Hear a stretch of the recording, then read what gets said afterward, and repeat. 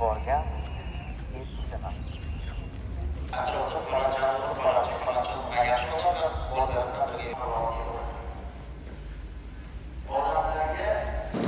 Dinimiz insonni nafaqat ibodatga, balki o'zi yashab turgan yurtini, mahalla va xonadonlarni obod qilishlikka ham bizni islom dinimiz chorlaydi.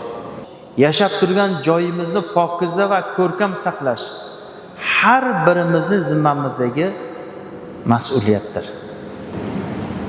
Kuni kecha mana yurtboshimiz boshchiligida mahallalar obodligi bag'ishlangan yig'ilishda shunday dedilar: mahalla obodligi va mehr saxovat oyligini e'lon qilindi. Eng kecha dolzarb mavzulardan bittasi aytgan rayhon ekishliklar bizda yo'q bo'lib ketdi.